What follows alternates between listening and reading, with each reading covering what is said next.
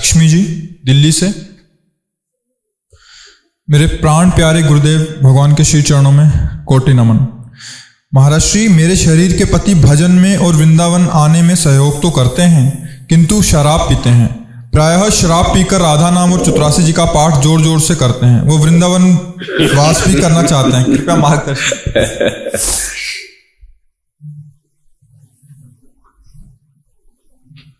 असत वस्तु को नहीं छोड़ पा रहे पर सत को पकड़ रहे हैं, इसलिए उनको हम प्रणाम करते हैं। असत वस्तु को ना छोड़ना उनकी आसक्ति और असमर्थता है, लेकिन सत वस्तु का आदर करना और सत वस्तु को स्वीकार करना ये उनका परम सौभाग्य है। वो ठीक हो जाएगा, उसमें अमंगल नहीं हो सकता। मान लो असत वस्तु मदिरा है, उसको नहीं छोड़ पा रहे कुप्रवृत्ति के कारण, पर उन्होंने राधा नाम स्वीकार किया है, श्री जी का जस, तो निश्चित आज नहीं तो कल सूर्य उदय होगा ज्ञान का और असत आदत खत्म हो जाएगी। श्री जी बड़ी कृपालु है, किसी तरह प्रभु को पकड़े तो उनका सद्भाग्य है, उनका सौभाग्य है, कोई बात नहीं है। आप ऐसे ही चलो, धीरे धीरे ठीक हो जाओगे, ठीक हो जाएगा। दवा लेने लगे ना, स्वस्थ हो जाएंगे, कोई परेशानी। यही तो खास बात है, जब हम बुराई नहीं छोड़ सकते तो अच्छाई क्यों छोड़े। इसमें खास बात यह है कि बुराई तो हम छोड़ नहीं पा रहे, तो हम अच्छाई पकड़े ही ना। ठीक है, हमारा कुसंग, हमारा दुर्भाग्य कि हम बुराई नहीं छोड़ सकते, पर हम श्री जी को भी नहीं छोड़ेंगे, प्रभु आपको भी नहीं छोड़ेंगे। अब आपको छुड़ाना, हम तो गले पड़ गए। ये भी एक भक्ति का अंग है, ये भी एक भक्ति का अंग, विशुद्ध नहीं कह सकते पर भक्ति का अंग है कि हम बुरे हैं, माना बुरे हैं, पर आपके हैं तो वो इतने सामर्थ्यशाली हैं, वो किसी भी रूप में आपको मुक्त करवा देंगे। जिस समय डॉक्टर पर्ची लिख के देगा ना कि अगर आप पिए तो गए, तो वही तो है, छुड़वा देंगे, कोई न कोई कारण बना देंगे, कोई न कोई विषय ऐसा रख देंगे, ठीक कर ले। बहुत बढ़िया डॉक्टर है ठाकुर जी। पर ये प्रशंसनीय बात है कि वो निंदनीय है, निंदनीय नहीं छोड़ सकते, पर हम प्रशंसनीय को क्यों छोड़ दें, तो ये सौभाग्य है। हाँ, कैस्यु पापी क्यों न हो, हरिवंश नाम जो ले, अलक लड़े तीरीज के, मैल खवाशी दे। धीरे धीरे सब ठीक हो जाएगा। बहुत से ठीक हो गए, बहुत से ठीक हो गए, बहुत से पतित महात्मा बन गए, केवल पकड़ा भगवान को। कोई महात्मा बन के भगवान को थोड़ी पकड़ता है, नहीं, भगवान को पकड़ने के बाद महात्मा बनता है। अपिचेत सुदुराचारो भजते माम अनन्य भाग, साधुरेव समंतव्या। ये भगवान की उदारता देखो। अपिचेत सुदुराचारो, सु माने होता सांगोपांग, सांगोपांग दुराचार करता, मतलब कोई कमी नहीं रखता, पर उसने एक मन में ठान ली कि भगवान के सिवा कोई हमारा रक्षक नहीं। भगवान कहते मैं महात्मा बनाऊंगा, मैं आज्ञा करता हूं, उसे मानो, महात्मा है।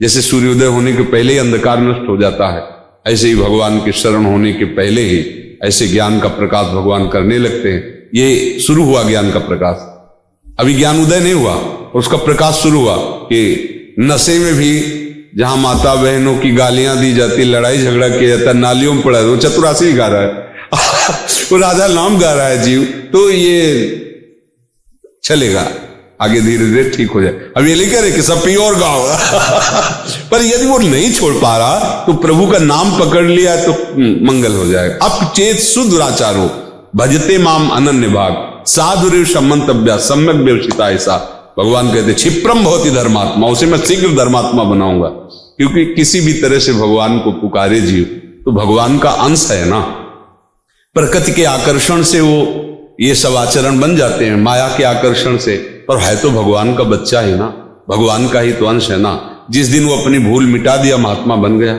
भूल ही तो है केवल एक, ऐसा नहीं है कि कोई कितना भी गिर गया हो उसको उठने का चांस नहीं। यही हमारे भगवान के दरबार की महिमा है, कितना भी गिर गया हो कोई, उठने का वो तब भी चांस है, क्योंकि भगवान का अंश, भगवान का बच्चा है, वो भगवत प्राप्ति का अधिकारी है यदि वो चाह ले तो बस किसी भी तरह प्रभु से जुड़े, उसका मंगल ही मंगल, पक्का मंगल ही मंगल, पक्का, इसमें कोई संशय नहीं। गीता वृंदावन से, गीता जी।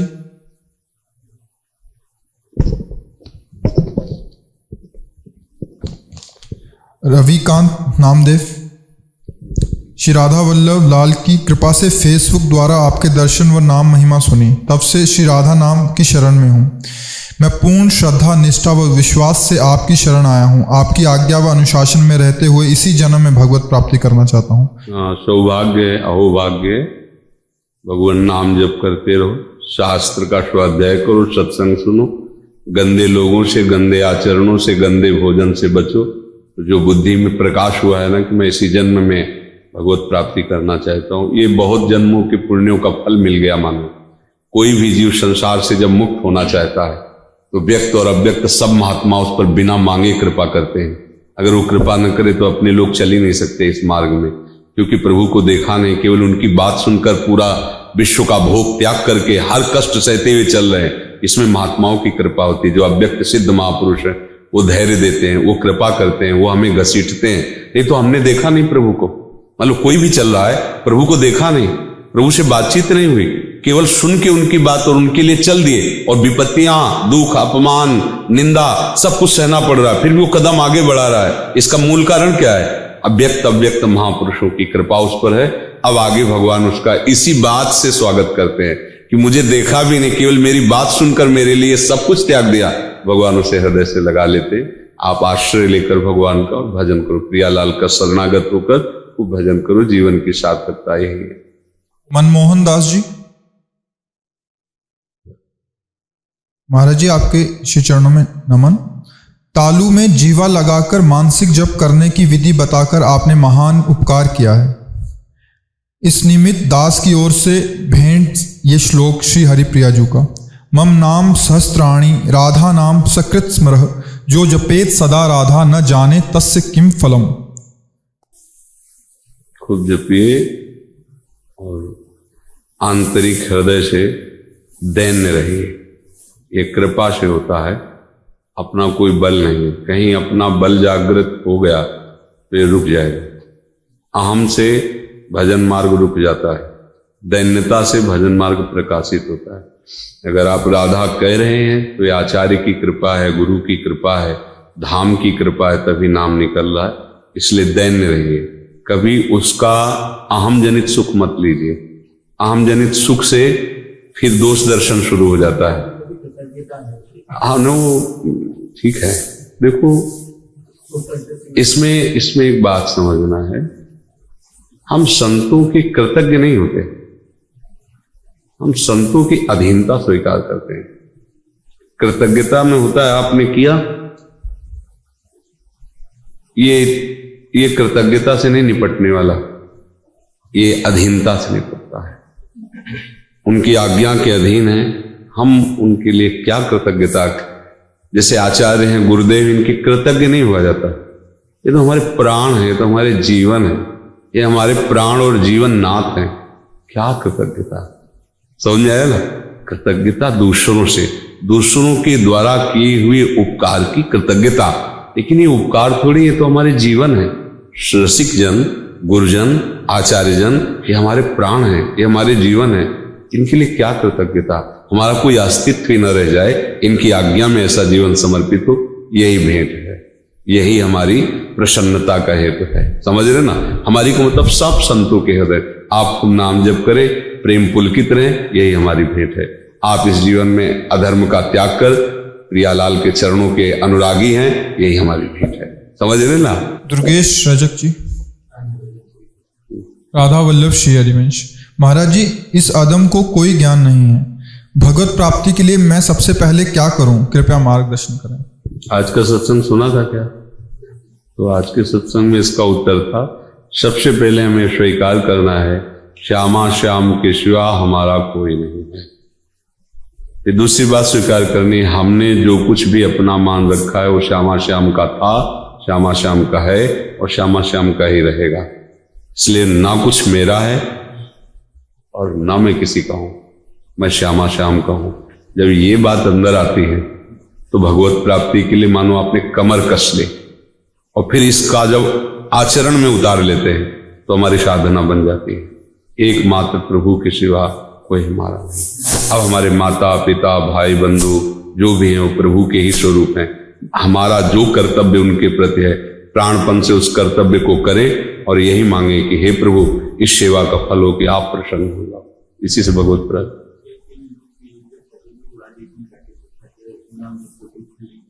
नाम जप का यही फल मिलता है कि गुरु चरणों में हमारी पहुंच हो जाती है।